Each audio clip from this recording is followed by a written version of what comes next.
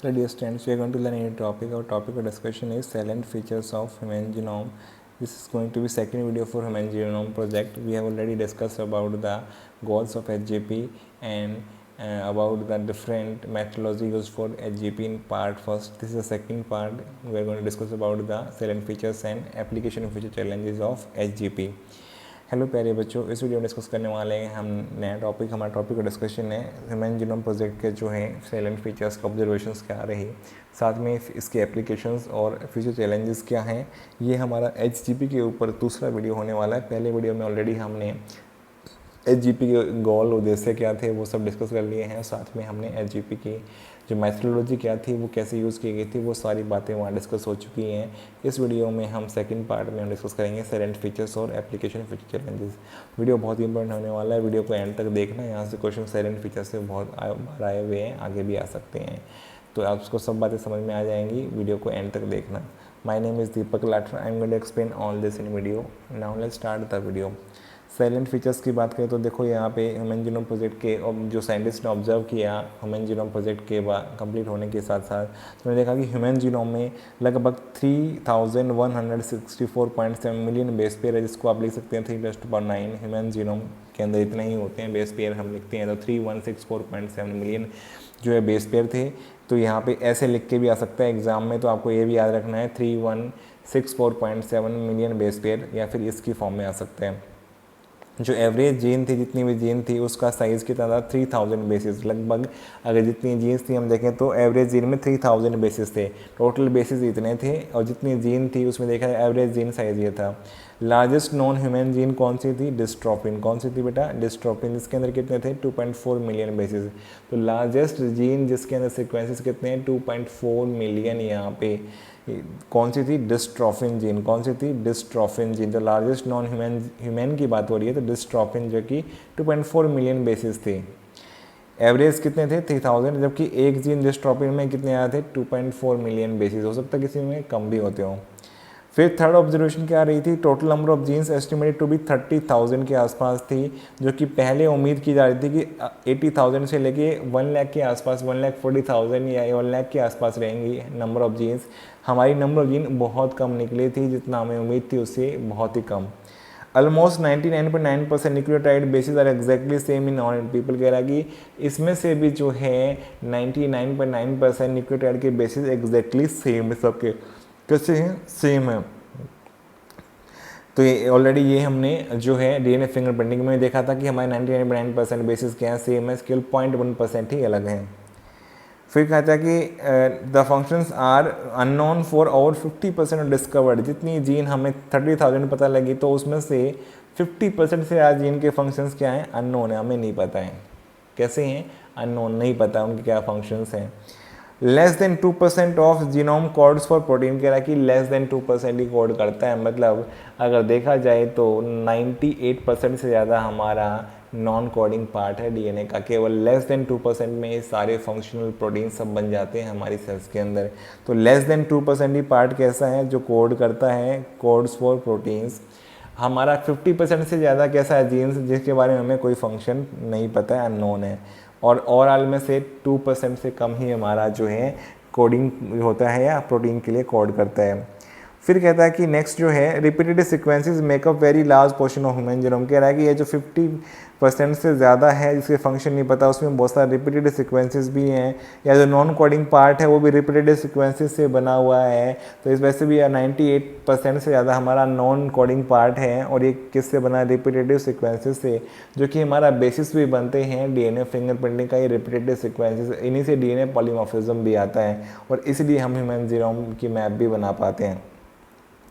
फिर next observation रही हमारी कि रिपीटेटिव जो सीक्वेंसेस हैं बेटा are stretches of DNA sequences that are repeated many times, 100 to 1000 time. कितने बार हो सकते हैं? 100 से 1000 टाइम। लगभग सेम टाइप के सीक्वेंसेस बार बार आ रहे हैं 100 से 1000 टाइम तक।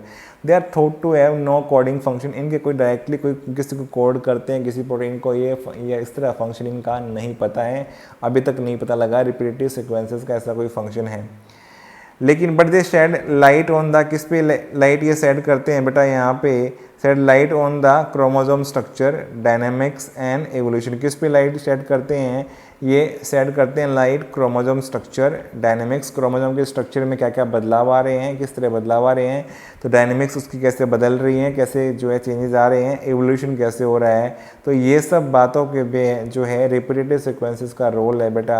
But they set light on the chromosome structure dynamics and evolution के ऊपर इनका हम रोल देख चुके हैं कि कैसे जो है चेंजेस आ रहे हैं, एवोल्यूशन के अंदर चेंजेस आ रहे हैं, क्रोमोसोम स्ट्रक्चर बदल रहे हैं, तो रिपीटेटिव सीक्वेंसेस के अकॉर्डिंग भी वो चेंज देखे जा सकते हैं। तो वो सीक्वेंसेस में चेंज आएगा तो क्रोमोसोम के स्ट्रक्चर में या एवोल्यूशन में भी उस तरह का चेंज आ रहा है। हाईएस्ट जीन जिसमें सबसे ज़्यादा जो है यहाँ पे जीन है वो किसमें है, क्रोमोसोम 1 में है। कितनी है, 2968। तो क्रोमोसोम 1 के ऊपर सबसे ज़्यादा जीन है 2968। सबसे कम किस पे हैं जीन बेटा, सबसे कम किस पे हैं, क्रोमोसोम वाई पे 231 जीन। तो ये एग्जाम में आ चुका है बेटा, सबसे ज़्यादा जीन्स किस क्रोमोसोम पे मिलती है, हमारे 23 क्रोमोसोम में से क्रोमोसोम फर्स्ट पे। सबसे कम किस पे मिलती है, क्रोमोसोम वाई के ऊपर 231 जीन्स देखने को मिलती हैं यहाँ पे ह्यूमन जीनोम के अंदर। तो हाईएस्ट जीन किस क्रोमोसोम पे, क्रोमोसोम 1। सबसे कम क्रोमोसोम वाई के ऊपर देखने को मिलती है। फिर साइंटिस्ट हैव आइडेंटिफाइड 1.4 मिलियन, ये पूछा जा चुका है बेटा कितने हैं, 1.4 मिलियन या 14 lakhs, 1.4 million location where single base DNA differences. तो इन रिपीटेड सीक्वेंसेस में केवल सिंगल बेस का डिफरेंस है। ऐसे सीक्वेंसेस कितने हैं, 1.4 मिलियन, जिनमें केवल सिंगल बेस ही अलग अलग है उनका। बाकी ऑलमोस्ट सारे बेसिस सेम सीक्वेंस में सेम टाइप के हैं, सिर्फ सिंगल पोजीशन पे सिंगल बेस जो है डिफर कर रहा है। तो उसको क्या बोलते हैं, SNP या सिंगल न्यूक्लियोटाइड पॉलीमॉर्फिज्म। इसी के कारण जो है पॉलीमॉर्फिज्म हो गया डीएनए में, तो सिंगल न्यूक्लियोटाइड पॉलीमॉर्फिज्म या इसको स्निप्स भी बोला जाता है। क्या बोला जाता है, स्निप्स। तो स्निप्स इसी को बोलते हैं बेटा, SNPS या SNIPS सिंगल न्यूक्लियोटाइड पॉलीमॉर्फिज्म। कितनी लोकेशन पे है, 1.4 मिलियन। ये डाटा पूरा जा चुका है, कितनी लोकेशन पे है, 1.4 मिलियन लोकेशंस के ऊपर। मैं कह रहा हूँ ये इंपॉर्टेंट है, आप इसको याद रखो, ये वाले पॉइंट याद रखो, यहाँ से क्वेश्चन आए हुए हैं, बहुत बार आगे भी आएंगे यहाँ पे।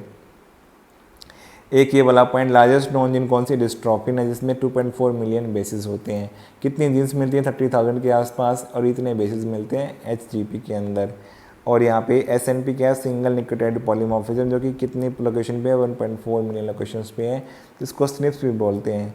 तो ये सारी इन्फॉर्मेशन प्रॉमिस करती है रिवोल्यूशनाइज करने के लिए the process of finding chromosomal locations for disease associated sequences. हम ये आइडेंटिफाई कर सकते हैं कि डिजीज़ जो हो रहा है वो किस सीक्वेंस में चेंज आने की वजह से हो रहा है। तो ये आइडेंटिफाई करना ह्यूमन जीनोम के बाद में बहुत आसान हो गया है बेटा। और ट्रेसिंग ह्यूमन हिस्ट्री, तो हमारी हिस्ट्री में जो है हम ट्रेस कर सकते हैं, अगर हमारे पास में पुराने सैंपल हैं तो उससे कंपेयर कर सकते हैं कि क्या क्या चेंजेस हमारे अंदर जो है ह्यूमन्स के अंदर आ गए हैं। तो ये सारा करना हमारे लिए ईजी हो गया है आफ्टर दिस HGP प्रोजेक्ट के बाद में। तो हमने इसके जो है यहाँ पे साइलेंट फीचर्स देख लिए हैं बेटा। अब हम देखते हैं एप्लीकेशंस या फ्यूचर चैलेंजेस और क्या हो सकते हैं, कैसे इसको अप्लाई किया जा सकता है। तो यहाँ पे कह रहा है कि one of the greatest impacts of having human genome sequence, HG का मतलब human genome, may well be enabling a radically new approach to biological research. तो रिसर्च को एक नया आयाम मिलेगा, नया एंगल मिलेगा, नई डायरेक्शन मिलेगी। ये सब जानने के बाद में हम जो है ज़्यादा इफेक्टिव रिसर्च कर सकते हैं, रिजल्ट ओरिएंटेड रिसर्च कर सकते हैं। With whole genome sequences and new high throughput, कह रहा है कि हमारे पास में पूरा जीनोम सीक्वेंस है और उसमें कहाँ डिफेक्ट है, कहाँ चेंज आ रहा है, क्या बदलाव आ रहा है, किस तरह का आ रहा है। तो ये सब हम जो है टेक्नोलॉजी की हेल्प से जल्दी से आइडेंटिफाई कर सकते हैं और हम किसी डिजीज़ को जो है उसका ट्रीटमेंट ढूंढ सकते हैं, डायग्नोस कर सकते हैं। इसके अलावा उसका जो है प्रिवेंशन कर सकते हैं। तो ये सारी we can approach question systematically and on a much broader scale, हम ये सारी बातों को बता सकते हैं और इस काम को बहुत अच्छे से कर सकते हैं। पास्ट में रिसर्चर क्या कर रहे थे बेटा, एक या कुछ जीन को एक साथ देख पाते थे, इतनी जीन को एक साथ स्टडी नहीं कर पाया करते क्योंकि होल जीनोम सीक्वेंस उस टाइम पे नहीं था, जो कि अब पॉसिबल हो पाया है। तो ये साथ में क्या है एप्लीकेशन होगी इसकी, they can study all the genes in a genome. तो साइंटिस्ट अब एक साथ जितनी जीन्स हैं 30,000 या 1000 ऑफ जीन एक साथ स्टडी कर सकते हैं। All the transcripts in a particular tissue organ या ट्यूमर, अगर यहाँ पे क्या है पर्टिकुलर टिश्यू ऑर्गन या ट्यूमर की स्टडी करना है तो उसके अंदर जितने आरएनए बने हैं उनकी ट्रांसक्रिप्ट की स्टडी एक साथ पॉसिबल हो सकती है। ये कंप्यूटर के द्वारा हम कर सकते हैं, कंपेयर कर सकते हैं, एनालिसिस कर सकते हैं और डिफेक्ट है नहीं ये पता कर सकते हैं हम। How tens of thousand of genes and proteins work together interconnected network, कह रहा है कि इतनी हमारी जीन्स हैं, थाउजेंड ऑफ जीन्स, तो कैसे इंटरकनेक्टेड नेटवर्क में काम करती हैं, दूसरे को कैसे इफेक्ट करती हैं, कैसे हेल्प कर सकती हैं, तो किस तरह से जो है वो ऑर्केस्ट्रेट करती हैं केमिस्ट्री ऑफ लाइफ, वो कैसे जीवन चलाती हैं, किस तरह से जीवन जो है चल पाता है हमारी सेल्स का, हमारी बॉडी के ऑर्गन सिस्टम का, तो हम कैसे जो है ये सब कर पाते हैं, तो हमारी सेल्स क्या क्या प्रोडक्ट बना के उसके साथ में कैसे इंटरेक्ट करती हैं, ये सब हम समझने में हमारे लिए आसानी हो सकती है। फिर कह रहा है फ्यूचर चैलेंजेस क्या हैं, driving meaningful knowledge from the DNA sequences will define the research through the coming decades में कैसी होगी, ये हम डिफाइन कर सकते हैं अभी से, leading to our understanding of biological system की अंडरस्टैंडिंग हमारी और बेटर हो सकती है। ये सब नॉलेज हमारे पास में आ गई है, तो इसकी वजह से हम और ज़्यादा मीनिंगफुल जो है यहाँ पे सिस्टम्स के बारे में और इन्फॉर्मेशन गैदर कर सकते हैं। This enormous task will require expertise, बहुत सारा स्किल्ड हमें चाहिए होगा, पर्सनस भी चाहिए होंगे, एंड क्रिएटिविटी चाहिए होगी, tens of thousand of scientist की ज़रूरत होने वाली है ये सब काम को फ्यूचर में कंप्लीट करने के लिए। From very discipline in both the public and private sector world wide, ये सब जो है पब्लिक सेक्टर में काम करने वाले हैं, जो प्राइवेट सेक्टर में, तो ओवरऑल थाउजेंड्स ऑफ जो है यहाँ पे साइंटिस्ट की ज़रूरत होने वाली है। एसजीपी के काम पे जो है बहुत सारे साइंटिस्ट की ज़रूरत है भी और रहेगी भी हमेशा, इसलिए जो है स्किल्ड और एक्सपर्ट यहाँ पे रिक्वायर्ड हैं। तो अगर किसी के पास ऐसे एक्सपर्ट होगा, कोई स्किल्ड पर्सन होगा, तो वो एसजीपी के लिए काम कर सकता है, एसजीएम पे काम कर सकता है, ह्यूमन स्पीसीज के लिए काम कर सकता है, वर्ल्ड लेवल काम कर सकता है। तो ये सारे स्कोप भी इसके अंदर देखे गए हैं, पॉसिबल हैं। तो फ्यूचर चैलेंजेस के अलावा इसके एप्लीकेशंस जो है हमने देखे, और साथ में साइलेंट फीचर हमने एसजीपी के पढ़े हैं। तो मुझे उम्मीद है सब बातें ये समझ में आ गई होंगी। चैप्टर के हमने सभी टॉपिक्स कंप्लीट करे हैं। मॉलिक्यूलर बेसिस ऑफ इनहेरिटेंस ये लास्ट टॉपिक था हमारा चैप्टर का, तो यहाँ पे आकर के हमारा कम्प्लीटली जेनेटिक्स का जो पार्ट है, मॉलिक्यूलर जेनेटिक्स, और जो हमने प्रिंसिपल ऑफ इनहेरिटेंस वाला पढ़ा था, इनहेरिटेंस जेनेटिक्स, वो कंप्लीट हो चुका है। तो मुझे उम्मीद है सब बातें आपको समझ में आ चुकी होंगी, सब बातों का अच्छे से आपको याद हो गया होगा। अगर आपको वीडियो पसंद आया तो वीडियो को लाइक करो, कमेंट करके बताओ, चैनल पर नए चैनल को सब्सक्राइब करो, अपने फ्रेंड्स के साथ शेयर करो। Thank you for watching the video.